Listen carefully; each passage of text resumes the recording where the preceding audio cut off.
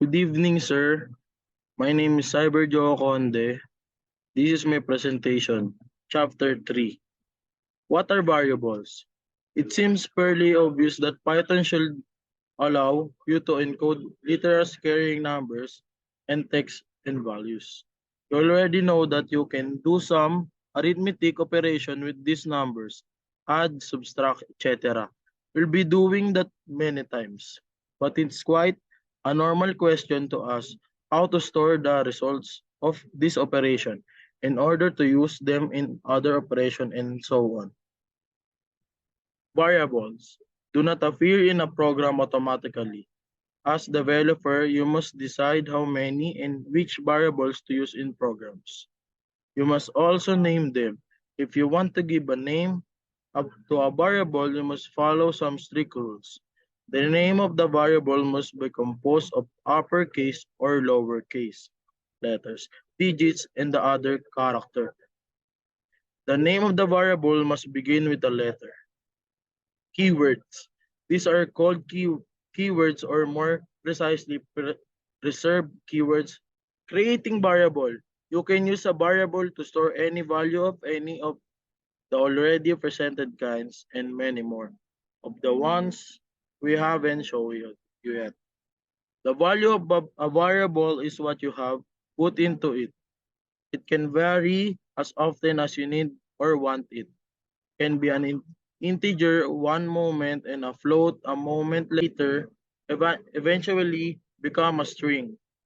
You're not allowed to use a variable which doesn't exist. True, in other words, a variable that was not given a value. This example would cause an error. We tried to use a variable named var which doesn't have any value. Different entities and have nothing in common as far as Python concerned.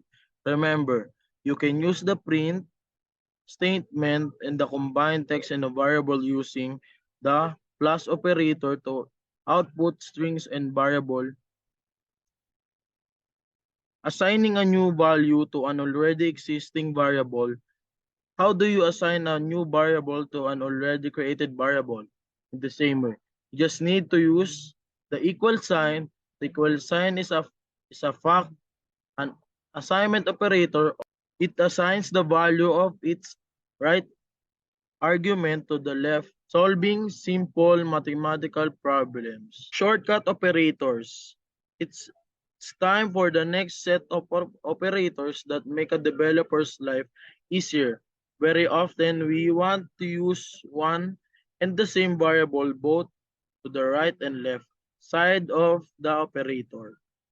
For example, if we need to calculate a series of successive values of powers of 2, we may use a piece like this. X equals X. You may use an expression like this if you can fall asleep and you're trying to deal with it using some good old-fashioned method. Sheep equals sheep plus 1. Python offers you a certain way of writing operators like this which can be which, which can be coded as follows. Let's try to present a general description of this operation. If OP is a two-argument operator, this is a very important condition and the operator is used in the following context variable of expression. It can be simplified and shown as follows. Variable OP expression. 1. Variable is a name location reserved to store values in the memory. A variable is created, initialized automatically when you assign a value to it for the first time. 2. Each variable must have a unique name and identifier. A legal identifier name must be a non-empty sequence of character must begin with the underscore or a letter in it. Cannot be a Python keyword. The first character may be followed by underscores, letters, and digits. Identifiers in Python are case sensitive.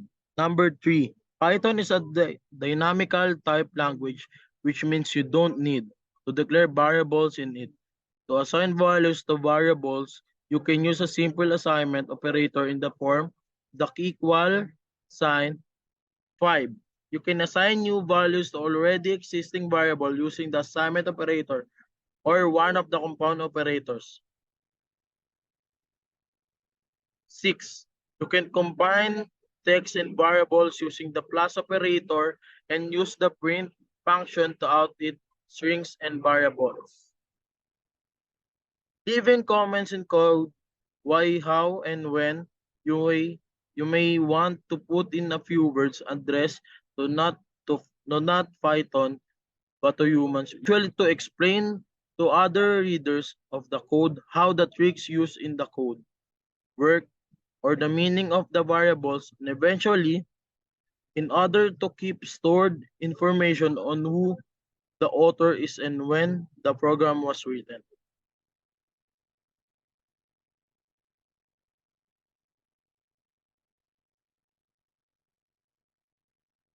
The last line of the sentence explains everything you try to apply the operator.